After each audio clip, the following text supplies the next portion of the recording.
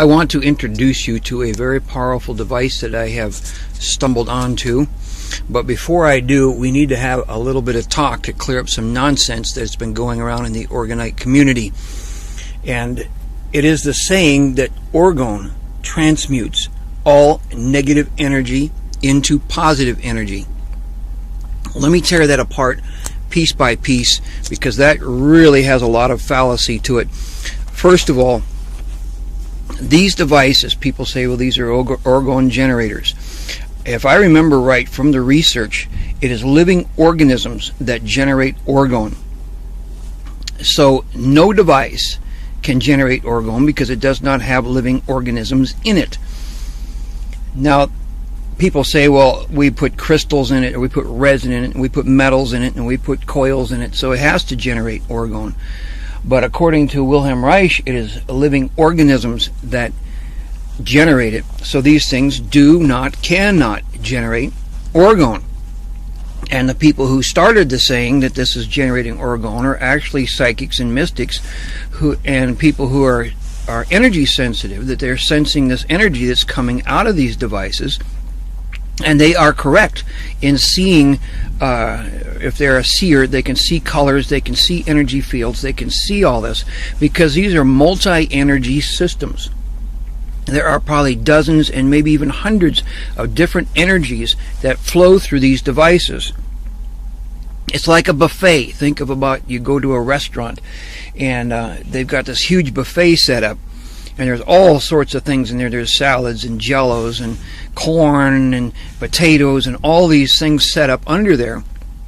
That's what these devices are like. They have all these different energies that flow through there. And this is what the psychics are seeing. But the problem is the psychics are going to that buffet with all those things on there, and they're saying, this is all fried chicken.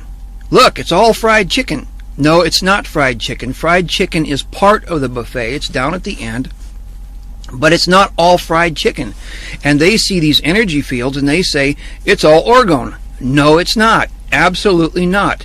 As a matter of fact, because of the silliness and the religious fervor that people are putting into these things, less and less science is going into it to actually to concentrate the effects upon ORGONE.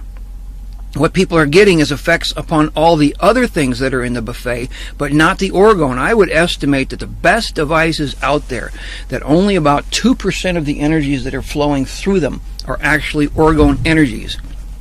The rest of it you will get if you have, whether it be cement or whether it be resin, just the shape itself, hit by EMF, you're going to get an anion spray out here, cation spray out here, because it will actually act like a jewel, like a crystal, just by the shape of it. And then if you add metals in there, and then also crystals in there, then those will also, the metals will act as a EMF accumulator, and the crystals will separate out the anions and cations. The same with coils, whether it be SBB coils or straight end coils or helix coils. They are going to have an effect upon taking the EMF and the anions and cations and splitting them out. Now there's a whole host of other energies that are at play in these, but one of the problems that people have is that they're saying it's all ORGONE. And they say, okay, well, we made our cone, it's made out of resin, it's an organic material, therefore there's ORGONE in there. And if you remember from the research of Wilhelm Reich, I mean, if you know of any place where he said that people that can make a device that actually generates ORGONE, let me know, and I will correct myself on it. But if I remember the research, it is living organisms that produce it. But so we have organic material in here if it's made out of resin, but all you can do with ORGONE, you cannot generate it. All you can do is accumulate it, and you can move it, because there is the dangerous ORGONE, which is a stagnant ORGONE, and then there's a living ORGONE, which is the stuff that's moving. And the 2% of the ORGONE that's affected by these devices actually has to do with the fact that they move ORGONE. Because on a cone like this, there is a thing, and I described it in Crazy Orgonite Discoveries, Part 1, 2, and 3. I described these fields. It's a natural organic tracking and targeting field. I call it OTRs, organic targeting and targeted organic tracking and targeted restoration system, OTRs. And what it is in nature, consider this as the nose of an animal. There is actually, that could actually be an eyeball there. There is actually a collector field that radiates out in this direction that pulls in anions into the center. These anions come out the nose of the animal, or if you have a cone or a pyramid, they come out the tip of this. And this is, these anions are surrounded by a distributor field, and that takes it off so that the animals can be guided to wherever they need to be guided to, whether it be to food, or whether it be to find a mate, or whether it be a migration, or a fish trying to find their spawning beds, or birds in migration. That's what's happening here. So the otter's forces are, you've got the collector field on the base, you've got a divider, what I call the glass. There's like a glass that runs across here to keep the collector field down in the ground if you have a cone, but it does not go beyond that glass. And then the anions come out here, the distributor field comes out there, and there is the glass is unseen, but there's also a small orifice in the energy glass that allows the anions to go in from the collector field into the distributor field. So even with the EMF, you got cations coming out the bottom, anions coming out the top. You add in the OTRs field, you got the collector field coming out here, you got the anions that are coming out here, and people have photographed pyramids, resin pyramids with certain lights and cameras, and actually been able to take pictures of the ribbon that's coming out of here. It's an anion ribbon kept tight together by the distributor field. And people will say, well, we know that there's orgone there because we've tested it. Look on the internet. There's all these tests for orgone. Now, I've looked on the internet for the tests that are being applied to the orgonite devices, and I do not see a single one that addresses the energy of orgone. I see magnetism being tested. I see static being tested. I see EMF being tested. Even the ice. When people put it in ice, you take a device like this, you put it in ice, there's anions coming out here, cations coming out here, that's going to affect the ice crystals. If you put ice below this, you get the collector field will cause the ice to start spiking toward this thing as it's pulling energy into it, and if you put an ice block up here to form, you will actually get energy going through that. That does not mean that there is orgone in there. That means that there is energy going through it, and we know that there is the anions coming out from the EMF and the anions that are coming out from the OTRs fields. And these OTR fields are ubiquitous in nature. Don't think that there's anything special or magical about your cone or about your pyramid, because they come off the nose of almost every animal, every fish, every bird. As a matter of fact, if you hold your hand like this, they will come off your fingers. The distributor field will come off this finger here, and the collector field will actually form about as the tip of your thumb. It's very ubiquitous in nature. Every time a tree is cut down, the same fields form. Every time a piece of burned wood hits the ground, including a piece of charcoal that you may toss out from your barbecue, and when it hits the ground, those fields will form. So we have this buffet of energy here, but we have psychics and mystics saying it's all orgone, it's all orgone. And the problem with that is, by claiming that it's all orgone, we have about a 2% of it being orgone, and nobody looks to concentrate or improve the efficiency of these devices. Now, people will say, oh, I'm speaking against the psychics and mystics that are designing the orgonite devices. I must be from the New World Order or the Illuminati. Absolutely not. If I was from the New World Order or the Illuminati or a government agency, I would tell you to stop making the devices. And I am not saying that. As a matter of fact, I am out to try to improve the devices so we have more than 2%. The devices that you have, even at 2%, that's better than nothing. So so keep on making them. Keep on making them. Keep on putting them in the ground. Keep on putting them around your house. But we have to address the nonsense so I can take you into some grown-up orgonite. So what I would call kick-ass orgonite. Okay, so in these devices, very little of it is actually orgone. You've got this multi-energy system that's going on, and we need to increase the amount of orgone that is being produced by these things, and just having organic material is not enough, because a collector has 7 to 11 layers of organic material metal, organic material metal, organic material metal. If you see a cone or a pyramid out with that type of layering, then you may have some possibility of increasing the actual orgone output of it.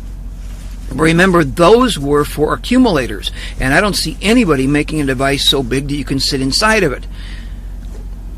Wilhelm Reich made the devices with the layering so you could sit inside of it. But remember, what we can do with orgone is we can move it and we can accumulate it.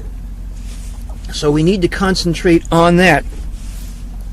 But back to the saying, orgonite transmutes all negative energy into positive energy. The very act of transmutation of energy is almost impossible to prove, because in quantum physics, people have noticed that energies and electrons and other things will gate in and out of dimensions.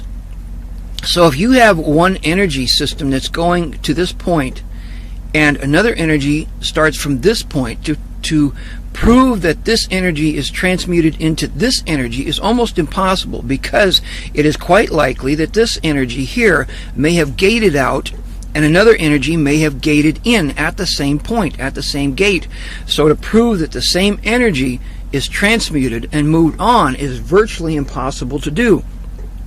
So here we have devices that are only generating about 2% of the energy fields in them is orgone. The claim is that it transmutes energies, and that's almost impossible to prove. And then they say that it transmutes all negative energy into positive energy. Well, nobody will ever find all energy to test it. But the claim is that it transmutes all negative energy into positive energy. But from my test, orgone transmutes no negative energy into positive energy.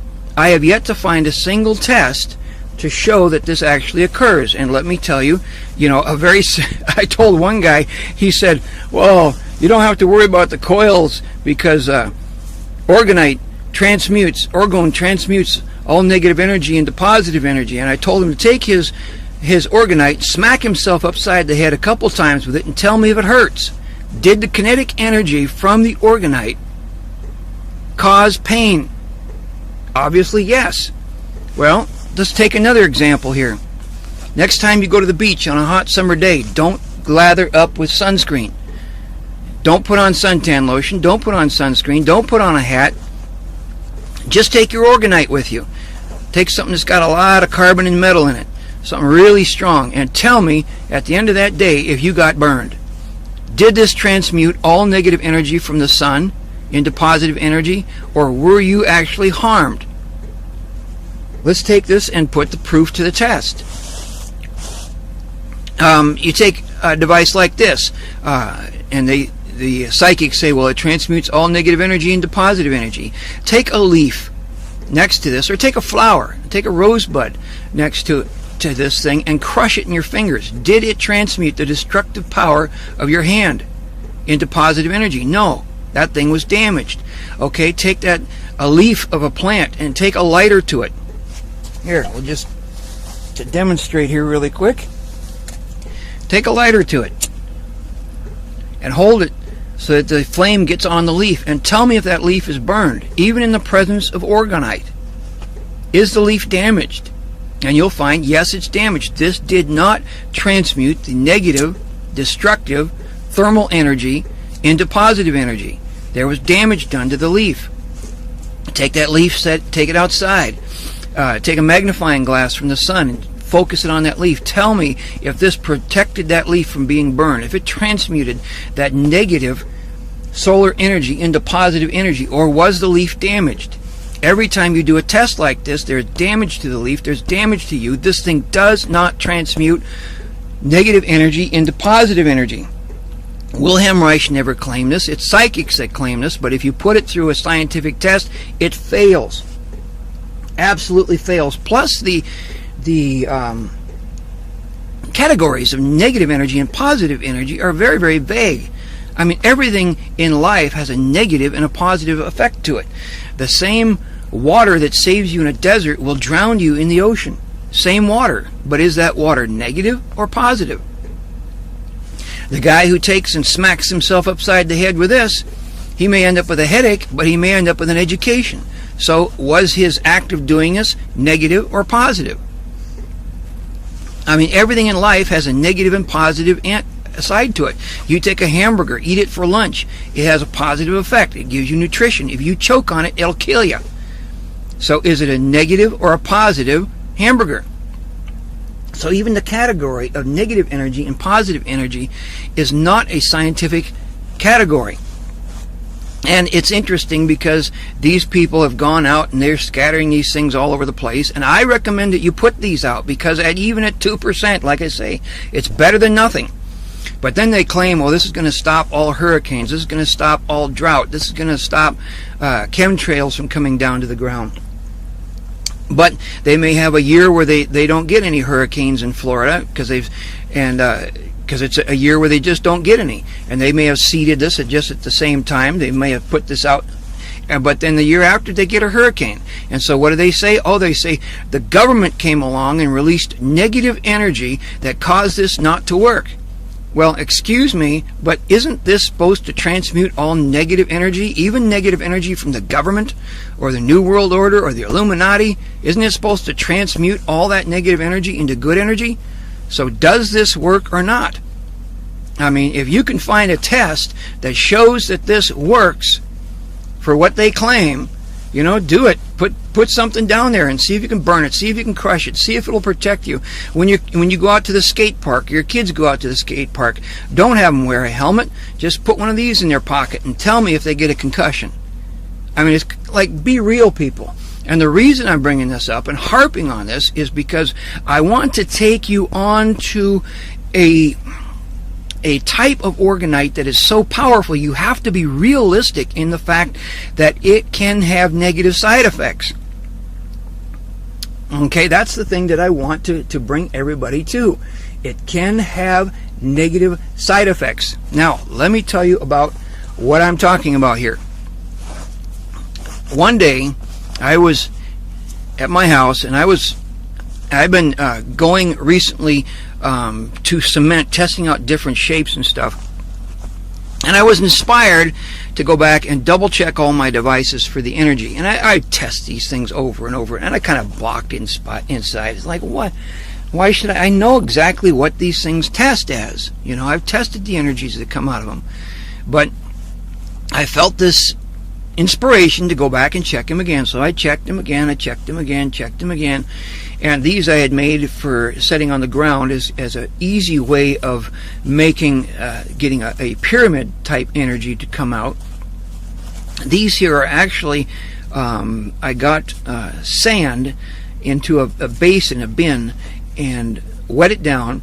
And then I took the corner of a cardboard box and pressed it into it to make an indentation. Then I filled the indentation with cement. And this is what I got out of it to test it like this. Now, the one thing I did not like about it was these sides here are pretty fragile. If you bury this in the ground and somebody happens to step on this point here, it could break this off. So anyhow, I was testing this, and whatever, it was reading like normal. And then I put it this way, and I tested it like that, and got a little bit of a stronger effect. And I just was kind of killing time, and I thought, well, let's make a pyramid out of this. And I put these together to make a pyramid, and I couldn't find the fourth. It's like, where did the fourth go? I looked in my bin, I could not find. I had made 4 of these, but I couldn't find it. And it's like, whatever. So I kind of put them like this, and then I tested the output of it, and the thing was exploding with energy. It's like, what in the world? 3 of these together was exploding with energy. And I remembered from what I had tested with the coils, when you get an energy like that, you need to test the spacing of it. So I started moving these out, and the energy increased. Moved it out a little bit more, the energy increased. And I moved it out a little bit more, and then it started to decrease. So I scooted it back in. And the rule of thumb with these is that the tip of your device, if it can tip over and hit these, that's about the right spacing. And I was trying to figure out what in the world is going on here. It almost looks like a radiation symbol, doesn't it? Excuse me. But then I was reminded of the Bernoulli principle. And if you know anything about physics, the Bernoulli principle is what causes birds to fly and the wings of airplanes to work. And what it is that air, the faster it moves, the lower the pressure. So over the bottom of the wing, it's a straight shot, but to go over the top of the wing, it has to loop over. So it has a longer distance to go. And because of that longer distance, it has to travel faster. Because it travels faster, it has a vacuum effect to it. Well, this is used in a lot of physics and a lot of forces, particularly with a regular compressor sprayer. If you have a sprayer for cleaning things off, you will notice that the very tip of this... Here, let me get out a paper here and we'll draw this.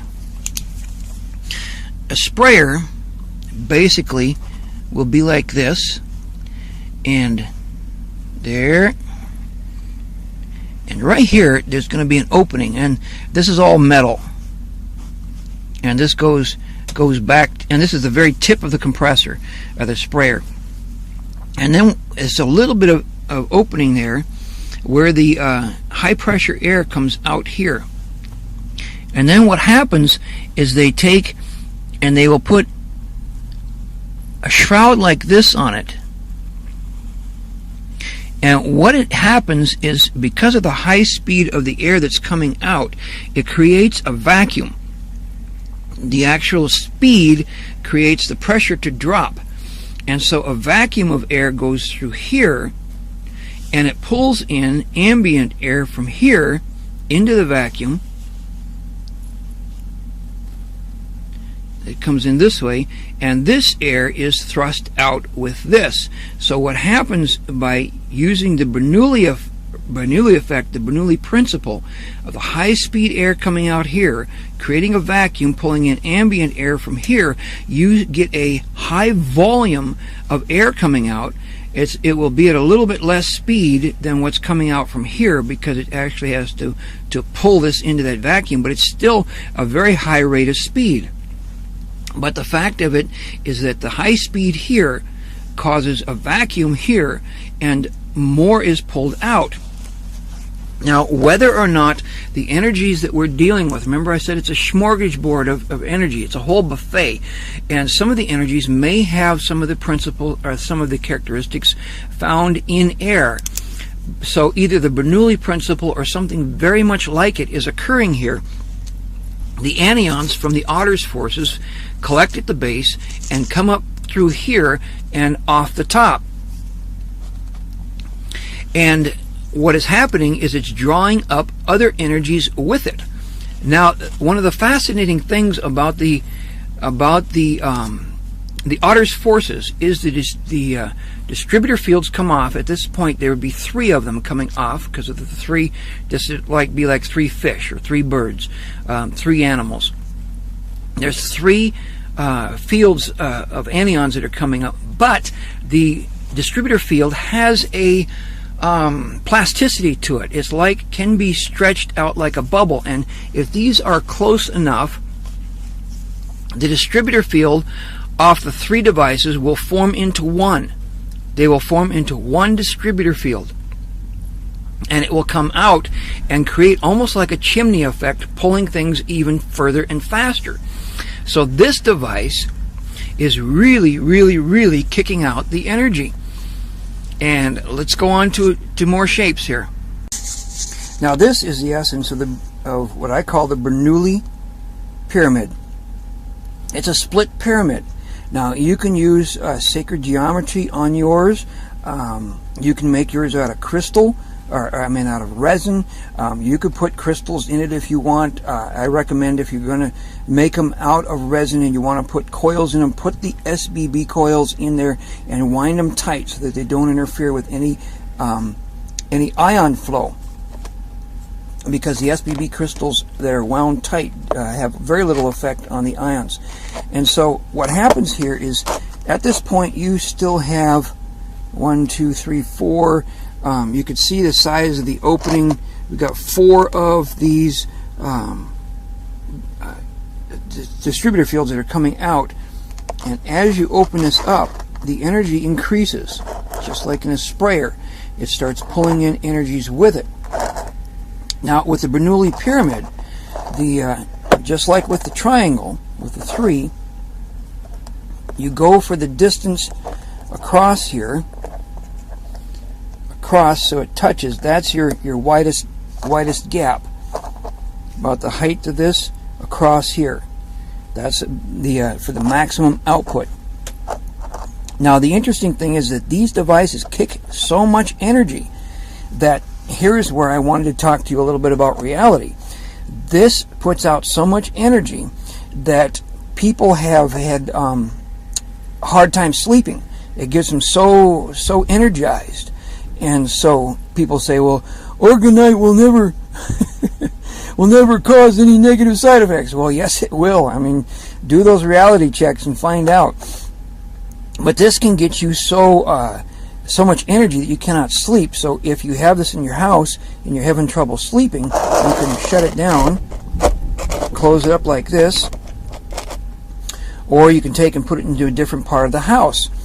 But it's interesting because with so many Orgonite devices, people just have to take it by faith that a psychic or a mystic is claiming that there's energy coming out of these.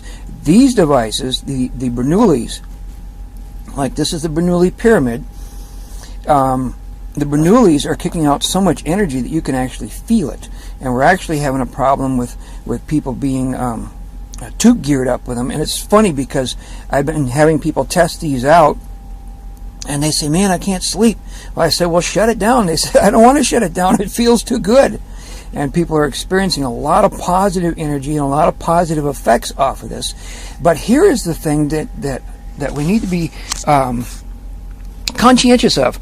That when we're saying, okay, that this produces, this is an orgone generator. Oh, absolutely no, it's not. This has metals. This has organic material in it. It may have a slight effect of accumulating orgone. It's not layered like it should be, 7 to 11 layers, so the actual accumulation is probably going to be pretty minimal. But remember, our thing that we cannot generate orgone. All we can do is accumulate it or move it. And this is the thing that gets me so excited, is because this is like a sprayer, and it doesn't spray air, it sprays energies. And orgone energy then is sucked into the center of this and is sent out and thrust out with this with the distributor fields. So I'm just really pleased, and a lot of the I just assume that a lot of the positive benefits that people have is that the orgone energy that is in the area where they're at is moving. This thing will kick it like a fan, and it will move it. Now, here is where we're going to go from here into La La Land, into weirdness. When I was putting these together, I thought, okay, 4 is good. Let's start increasing it. Now, I don't claim to be a mystic, but I do get some odd senses, sensory stuff, and I just had this feeling that I should skip 5. I don't know why. I can't explain it, but something inside of me just said skip 5. So then I went up to 6. And what I call the Bernoulli ring, that would be 6 of these. And let's throw in a couple of more here, and we'll get to a Bernoulli ring. There we go. And these things are so easy to make, and so I have been sticking with the design, with the cement. Because they're so easy to make, like I said, they're just a box pressed into some wet sand with cement poured into it. And if you're making these, while I'm thinking of it, you will look on these, and I mean, I've been making these for a while, but still I don't get it even. You can see that this side here is longer than this side here, and that's all right. There's nothing wrong with that. If you get a side that's longer, put it outward. Whatever side, look for these when you pick them up, look for the shortest side. Whatever side is shortest on this, and I'm guessing probably about this side here is the shortest, that one goes to the middle. And so if you're arranging these, you can actually have, if it's got a longer side, it can actually stick out and overlap some other ones here. I've got one here on the floor, and you can see here that it's overlapping. There's nothing wrong with that. What I'm trying to do is to get these points so that they're pointing evenly in the center here. You can see it's fairly good looking there. You have it fairly even. And there's another one. You can see how it's stuck off to the side there. No problem at all with that. Here's another one. There we go. And I got another one over here. I've been manufacturing these things left and right because we've been having such exciting things happening with them. Now see here, this one's a real big one, and look how this one's over. And these, well, here, this is a really good example of a lot of pieces that were uneven. You just look at that. Look at how uneven some of those pieces are, and yet look at the center. What I'm trying to do is trying to get a ring here, and just move them around as possible as they need to be. This thing is really, really kicking. And this is 7. See the 6 here, when we did the 6, I bumped it, messed it all up. There we go. Let's do the 6. Each one has a different feel to it. This has a really, it feels like the fountain of youth is pouring out of this thing. It is really, really fascinating. Hey, look at that. Look at that. That turned out pretty good. And what I've been using is this adhesive, liquid nails. I like this stuff because it's non-toxic, doesn't stink up the house. And I've been gluing it to this very inexpensive fiber board. This is probably the cheapest thing you'll find at Home Depot. It's rough on one side, smooth on the other. The side you use does not matter. But anyhow, 6 feels like the fountain of youth. And then we went up to 7. And here's 7. And 7 has some really fascinating results, feels. Remember we said that these devices are a smorgasbord, a buffet of energies. There are some really awesome surprises when you get up to 7. There are some things in that buffet that you will not get anywhere else, and you really just need to put one of these together to sample it. Now, the interesting thing is that I went from 7, and then I went to 8. And with 8, I got a interesting surprise. At 8, the entire field system of the distributor field coming out, or the anions coming out, creating like a chimney effect, pulling the energies out of the collector field, which is down through the center. And remember, as you open these up, the actual portal between the collector field on the bottom and the distributor field on the top opens up to this point. So whereas a device like this will have the portal in it will only be about 1/8 of an inch. And that's the amount of anions that are being transferred from the collector field into the distributor field. Well, here we've got, what am I here? Probably about 4 inches, 5 inches. So that has been opened wide up. Remember, the objective is to move more orgone, to get the stuff to move. So we're creating like a fan. And so that opens it up. But anyhow, what I'm saying is off the points comes the anions, and the distributor field forms all around them because they're in tight proximity. Now, if you want to shut one of these down, you just pull one of these out. And what happens is then it goes back to individual distributor fields. The distributor field will form like a bubble around it, but actually is into a column. And it will come out of this and actually beam anions and orgone and other energies. And you can actually aim these at people, although if you really want to do some some distance shooting, or if you want to affect clouds, I would go to the Bernoulli pyramid, because that has more velocity into it,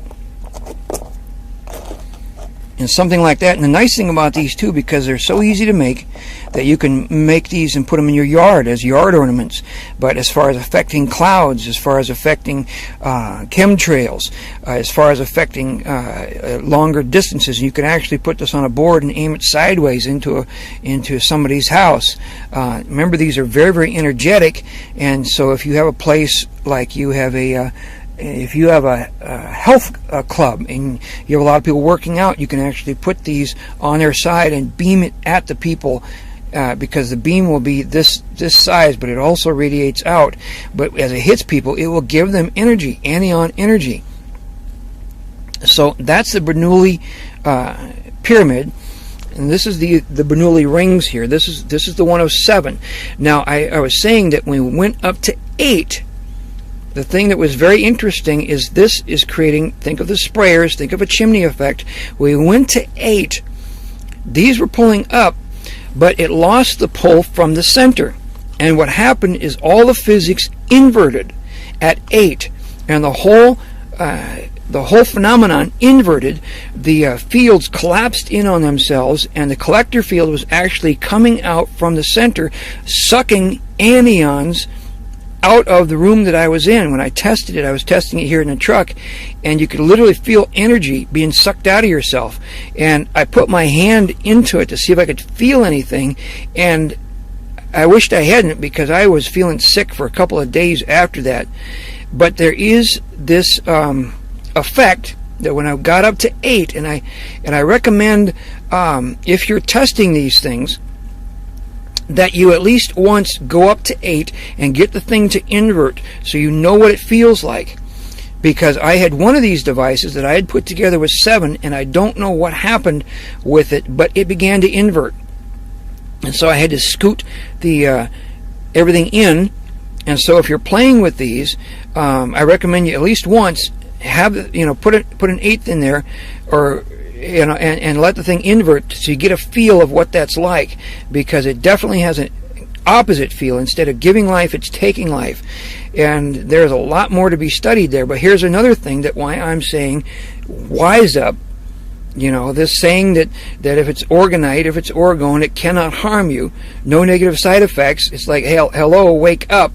How can I take somebody who's off in La La Land thinking that orgonite can never do any harm, and then introduce them to a device that has a possibility of inverting and sucking life? It's kind of like, get real, people. We're talking kick-ass orgonite here. This is not your mama's orgonite.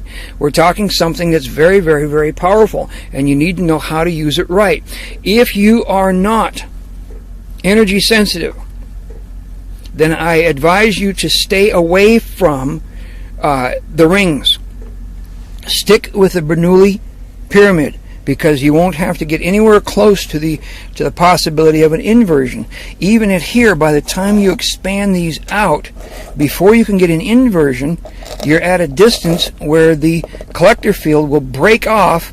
It's too large of an area. You stretch the bubble too far, and they will go to individual ones. Once you go to the individual ones, you cannot get the inversion to occur.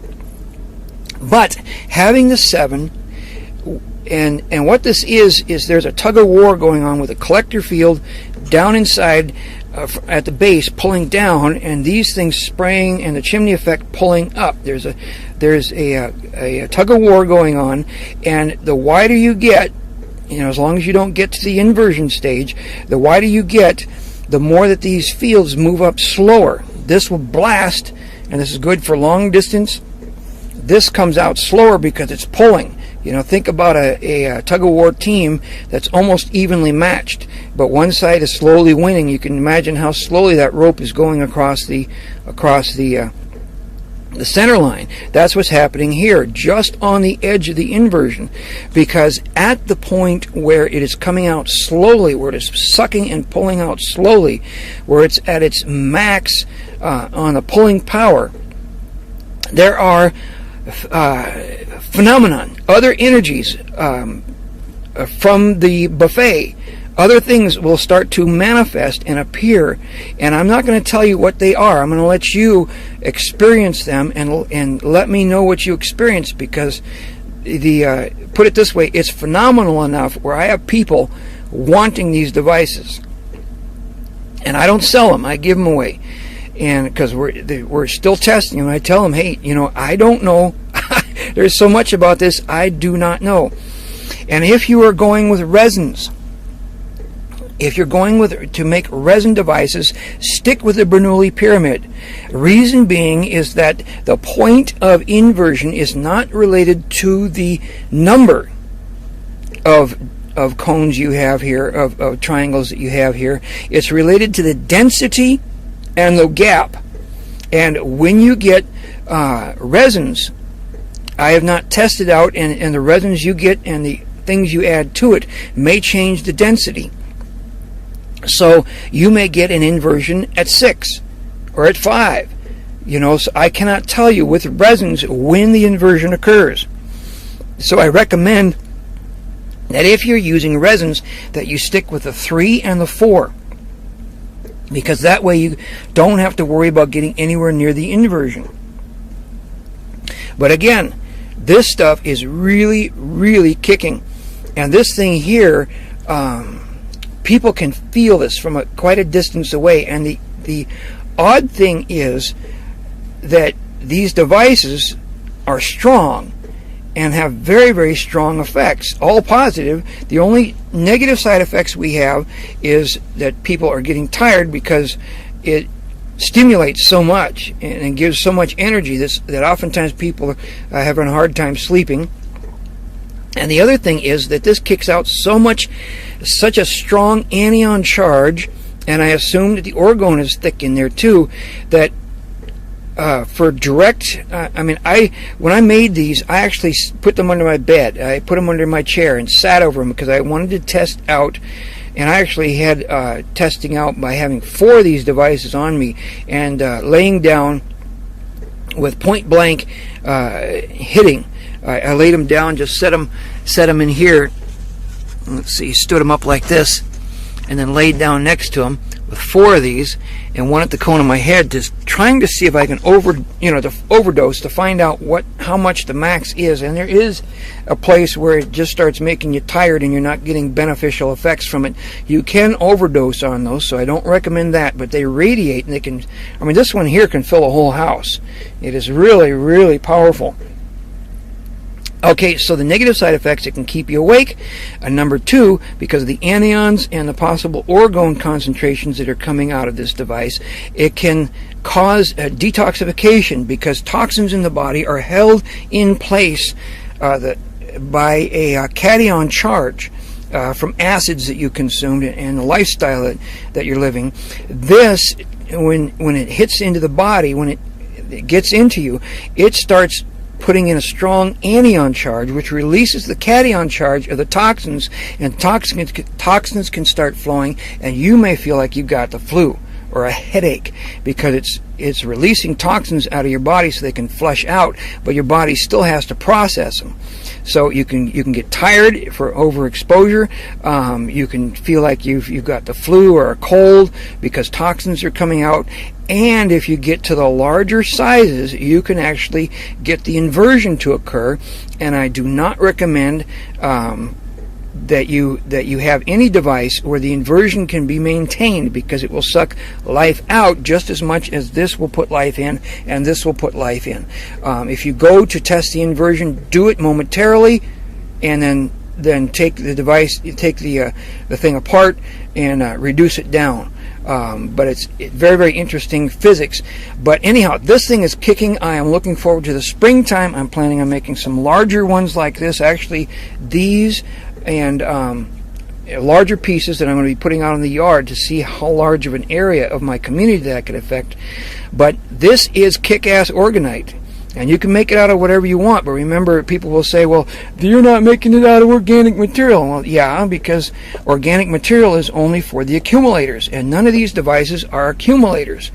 What we want to do is move orgone, and these things are movers. These are like air sprayers. These are like fans that will move orgone along.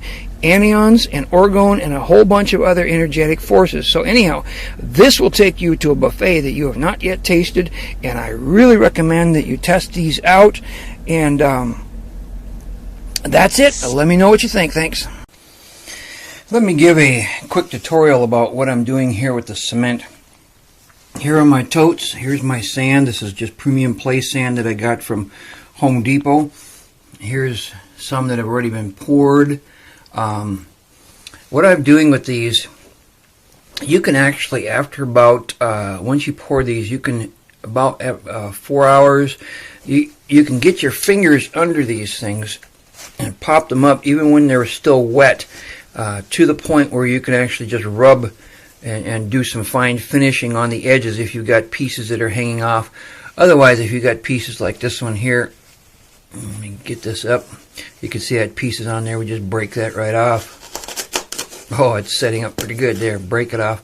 And then any extra pieces, this is my cement bucket here. And what I do is I take these, and they got wet sand on them, so I just set them over here to dry off, and that way the sand will fall off of them. And just scoop these out. And I like this plastic bucket for cement. And for pouring into the sand molds, I'm using 2/3 Portland cement to 1/3 sand. The reason for that, that's actually a high concentration of Portland cement, but it keeps it creamier. And because these are not high stress, these are not things that you're using to walk on, you don't need the extra durability. We have run into a little bit of problem where when it comes to gluing them to boards, sometimes they'll pop out of the glue just because the cement is a bit softer because of the high concentration of Portland. But it's so much easier to work with. People have asked about Quikrete. Quikrete will work, but because we're using sand for a mold, Quikrete has some small pebbles in it, and oftentimes the pebbles will get in the way of the sand, or if you try to press the pebbles in, they will press into the sand and kind of make the thing kind of ugly and rough. But anyhow, so that's how you just pop these things out. And let me get these out of the way. Okay. And the other thing about the bucket being plastic like this, you can just take and just move it like that, and the cement will fall into the center, and then you just get your fingers in there and break it up, and these will, that one's actually kind of hard. I'll have to crush that one with a hammer or something. And but anyhow, you break these up small enough, you can actually use these as aggregate. Just be careful that they're not so big that they actually cause that, like I just said, the pressing into the sand. Here's my spoon for spooning it in. I tried coating it with oils. That didn't work, so what I did now is I just let the cement build up on it, and when it gets big enough, thick enough on here, I'll take it outside to the driveway and just beat it on the driveway and break all the cement off. And if I can break the pieces small enough, they will be put back into here and used as filler. That one I'll have to take a hammer to. Usually I redo these, I refill the molds once, twice a day, because right now I'm in the production stage of it, and we're doing a lot of testing, a lot of manufacturing, and so the cement doesn't get set up. This batch here, that has actually been in the molds for about 5 days, so the cement is getting pretty firm. But to make the molds, what I've been using, like I said, this is play sand, premium play sand from Home Depot, and this is my 22 ammo Winchester box. And some people will say, "Oh, that's got bad aura to it." No, this is 22. This is just plinkster stuff. This is just target practicing. It's not a weapons ammo, not a military ammo, but it works good as smoothing it out. And let's do the same here. Works good as a trowel. And then when it comes time to press and I had originally put that cement in the corner there thinking that this would be a good mold, but And it turned out that having that cement in the corner of it was just a nice thing to actually just press down into. You kind of jiggle it and pop it up, and let's see how that looks. Yeah, that's fairly even. It's a little rough over here. Nice thing about this, if you don't like the way it turned out, you just start over.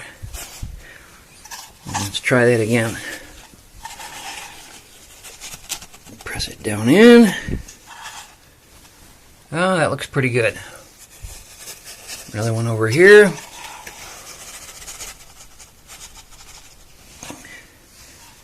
There we go. That looks pretty lousy. Start over. But you can see how easy it is to make these in the molds like this, and you can make them as deep as you want. I mean, you could pour the sand in deeper and make the devices deeper and bigger.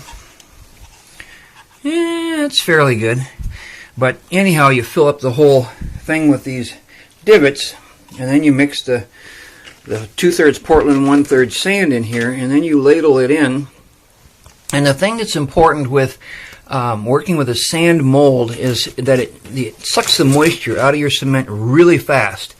So you kind of have to ladle it in pretty quick, and then work it with the spoon or with your finger, get it out to the corners, because it doesn't want to naturally flow out to the corners here. You kind of have to force it. And I kind of jiggle my finger a little bit to get everything to kind of work together.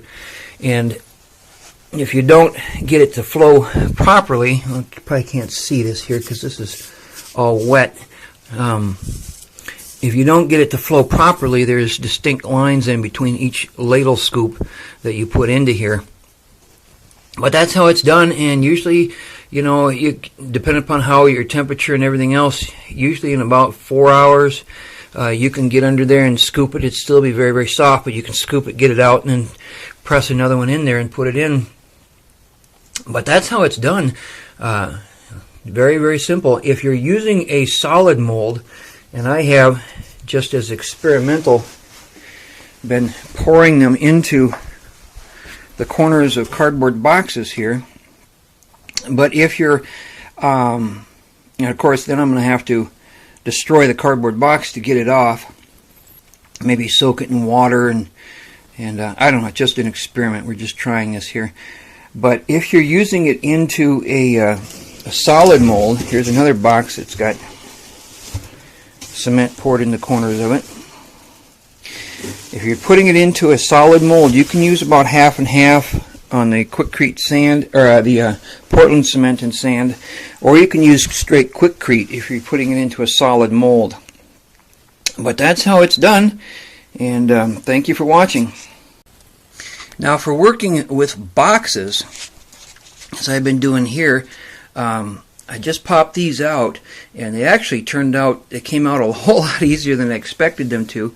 When you pour into the corner of a box, and you can use Quikrete for the corner of a box, once it's set up, and I would give it at least 12 hours, maybe 24 hours to set up, you can actually just take and press the cardboard away from it on all the corners, and then pull it out. Now, you will damage the box in the process, but boxes come a dime a dozen. And this had a little bit of cardboard stuck on it here, but that actually turned out pretty good. And that's actually a very, very cheap mold. I mean, people throw away boxes all the time. Now this one here, we're going to see what we get. This one got moved around, so I've got cement on the corner here. Now let's see what we get. Let's see, it's coming away from the side there. Oops, excuse me. Press it down in here, and you kind of have to get destructive on it. Yeah, two sides are lit up. Got the bottom to go yet. Let's see here.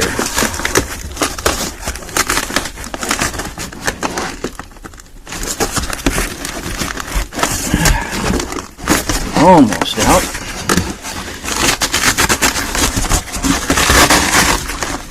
Come on, baby. There we go. Come to daddy. This one's got a little bit stuck to it still.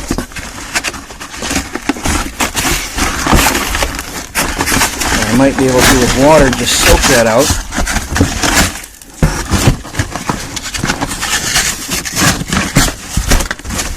That's not bad. For a cheap free mold, corner of a cardboard box, and I could just soak this in water and get this loose and take it off. Otherwise, just use it like that. But that makes for a cheap and easy mold, and plus also, there's no limit then to the size that you can make these things. So, look at that. Another experiment that actually worked. Hey, thanks for watching. Have a good day.